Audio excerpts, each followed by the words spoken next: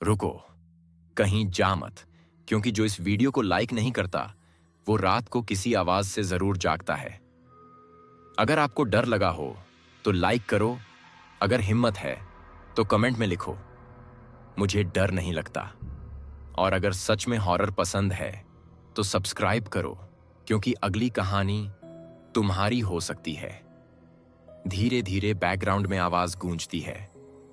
सोच लो, अभी सब्सक्राइब कर लो, क्योंकि अगली बार शायद देर हो जाए। राजस्थान की तपती रेत में जब हवाएं चलती हैं तो लगता है जैसे कोई पुराना राग गा रही हों। लेकिन जैसलमेर के पास, जहां सूरज की किरणें भी थक जाती हैं, वहां एक गांव है, कुलधरा।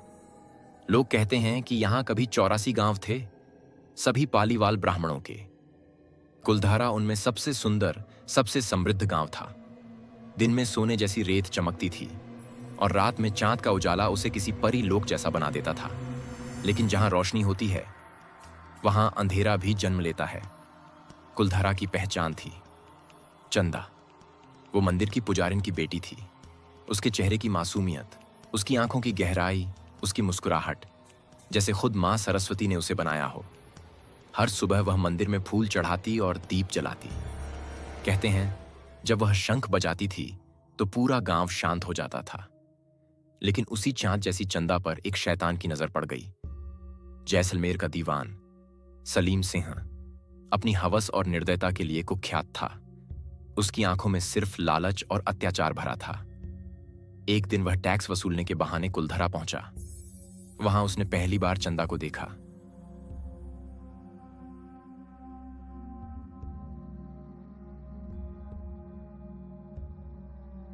और उसी पल उसकी आंखों में वासना की आग जल उठी।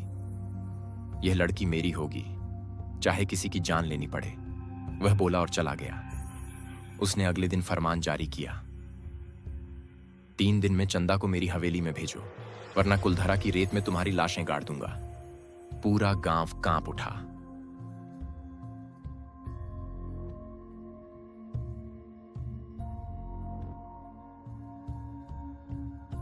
माएं अपने बच्चों को छिपाने लगीं। बुजुर्गों ने मंदिर के सामने पंचायत बुलाई। चारों ओर मशालें जल रही थीं और रात की हवा में अजीब गंध थी, जैसे रेत में खून का स्वाद घुला हो। गांव के पुजारी ने कहा, यह राक्षस हमारी बेटियों की इज्जत लूटेगा, हमें अब यह धरती छोड़नी होगी। लेकिन कुछ नौजवान बोले, नहीं, हम लड़ेंगे। बुजुर्ग ने जवाब दिया, यह युद्ध नहीं, श्राप बन जाएगा। और फिर वह रात आ गई जो इतिहास बन गई। पूर्णिमा की रात थी। पूरा गांव शांत था। कहीं से भी कोई आवाज नहीं, बस रेत की सरसराहट और मंदिर की घंटियों की गूंज।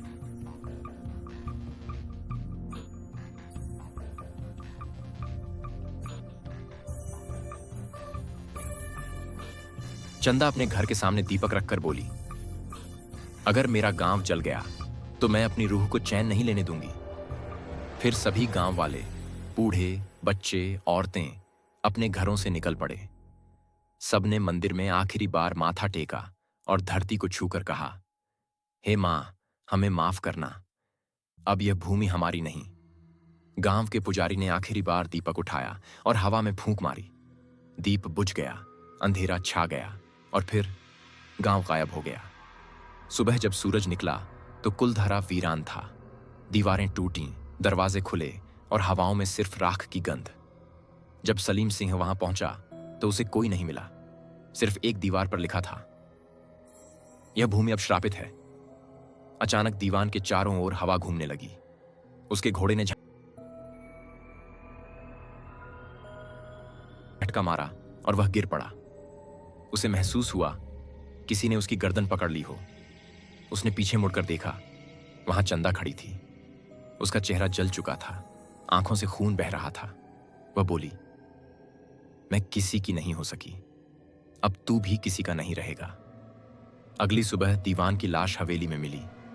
उसकी आंखें खुली थीं और चेहरे पर डर जमे हुए था। आज सदियों बाद भी कुलधरा वैसा ही है, टूटा, सूना पर जिंदा। सरकार ने आदेश दिया है, वहां रात में कोई नहीं रुक सकता। जो रुका वो लौटा नहीं। कभी किसी की कैमरे में सफेद परछाई आई कभी किसी की आवाज रिकॉर्ड हुई। वापस जाओ, यह हमारी भूमि है। गांव के बीच एक टूटा मंदिर है। रात के 12 बजे वहां एक दीपक अपने आप जल उठता है। कहते हैं चंदा अब भी वहां आती है, हाथ में दीपक लिए, खुले बालों के साथ अपनी रूहों के गांव की रखवाली करती है। कुछ साल पहले कुछ लोगों ने वहां होटल बनाने की कोशिश की।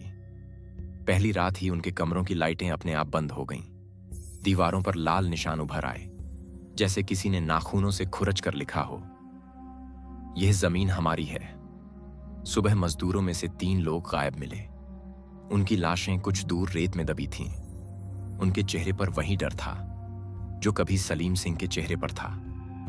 रात में जब हवा चलती है तो रेत में कदमों की आवाज आती है। कभी कोई औरत की चीख सुनाई देती है, कभी बच्चों की हंसी और कभी घंटियों की गूंज। कहा जाता है अगर कोई बहादुर वहां जाकर बोले कुलधरा में कौन है, तो जवाब आता है हम हैं, सब यही हैं। और फिर रेत हिलने लगती है।